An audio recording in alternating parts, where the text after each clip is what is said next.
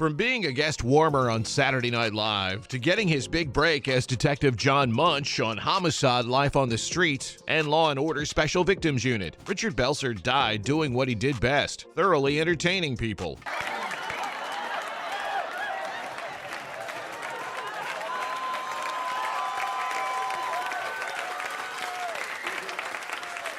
You okay, buddy? Drink this. There you go, buddy.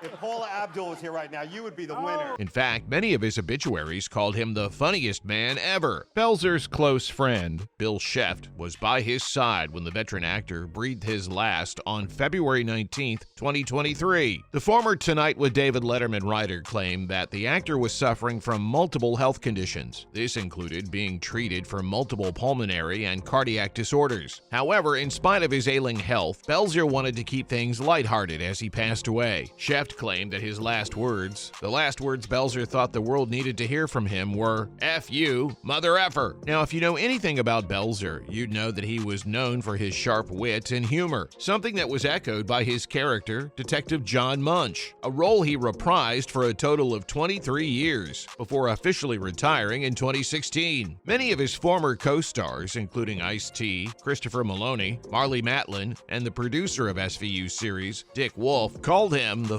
funniest man they'd ever known in their heartwarming tributes to the star. In fact, Maloney went so far as saying that Belzer intended for those to be his last words so that his passing would be made easier on the people he loved. And of course, who loved him back just as much? I'm sure everyone will miss Detective Munch. But if this were a tear-jerking video, it wouldn't do Belzer's legacy any justice. Instead, let's look at some of the most interesting aspects of his life and career, like how Shay Hogan came to being. One of the most infamous highlights from Belzer's career would have to be the time he nearly died on live television. Yup, it happened on a taping for Hot Properties back in 1985. Belzer had been hosting the show for quite some time after establishing himself as a prominent force in the comedic world. He'd invited Vince McMahon, Hulk Hogan, and Mr. T onto his show to promote the newly launched pay-per-view WrestleMania. During the show, Belzer insisted that Hogan show him some of his most famous moves. Mind you, Belzer's always been the smaller guy. At 6'1", he weighs a little under 200 pounds, while Hogan towered over him at 6'8" and weighed over 300 pounds. After holding back for a while, Hogan took the bait and showed Belzer how to put someone in a headlock. He put the host in a front chin lock and then held on to him until Belzer was out cold. Hogan then let him go, at which point his body went limp and he fell face first onto the ground. Belzer reportedly suffered a laceration on his face because of the incident, but if you ask him, he could have died, and the possibility of that was enough for him to sue Hogan for millions of dollars. The veteran actor claimed that he was seeking reimbursement from Hogan for possibly killing him. He stated that Hogan knew exactly what he was doing, which is why he thought it was fair to sue him for close to $5 million.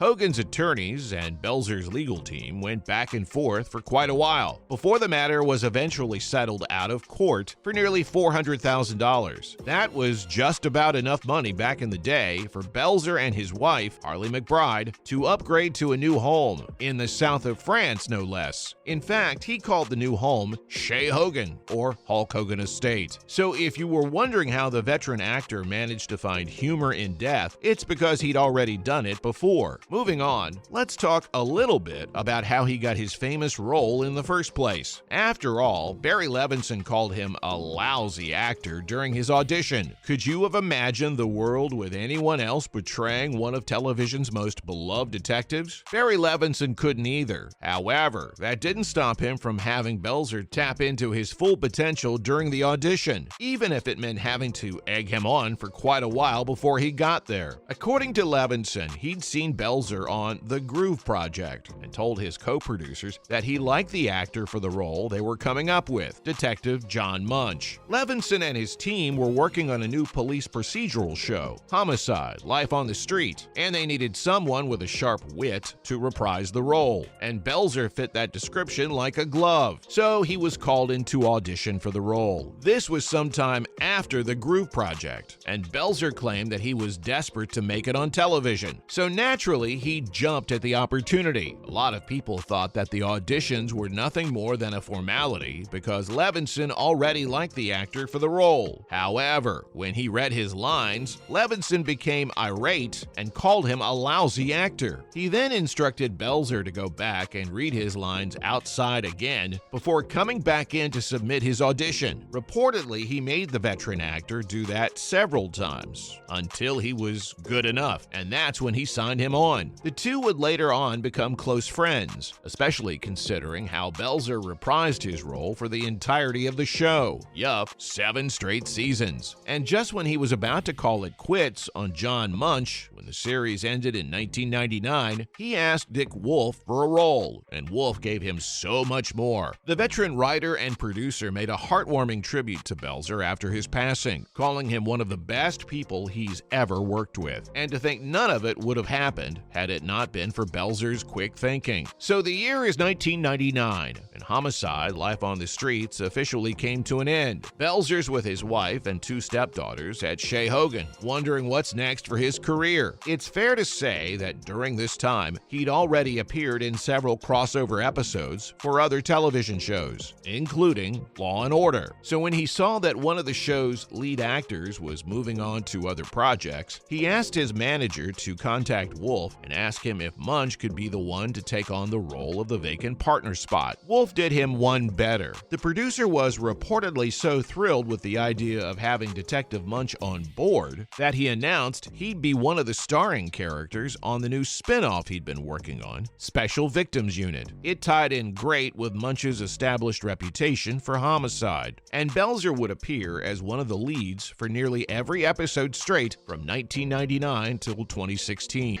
You can thank me when he's a fully functioning anti-dogmatic atheist. I'll do that. I should get going. Okay.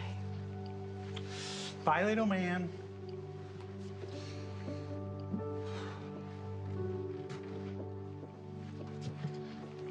Take care of each other. His last appearance on the show actually came 2 years after he'd already announced his retirement. It was for an episode titled Fashionable Crimes, an episode where the director believed that Munch's take was crucial because, in some ways, Belzer was a lot like Munch. Besides the fact that Detective Munch wasn't really known for being one to chuckle, he was portrayed as a cynic with sharp wit. There were a lot of similarities between him and the character. For starters, they both loved conspiracy theories. Munch's love got him a crossover on The X-Files, and Belzer's love for them saw him writing several books on conspiracy theories. Likewise, the showrunners also incorporated some of the darker memories Belzer had from his childhood with the character, like being physically abused by his mother in his childhood, his father and brother committing suicide, and being unlucky in love for quite some time. But hey, in spite of where he came from, Belzer ended up at a pretty swell place. And that's all on the wonderful life lived by one of television's most beloved detectives. And we'll see you next time.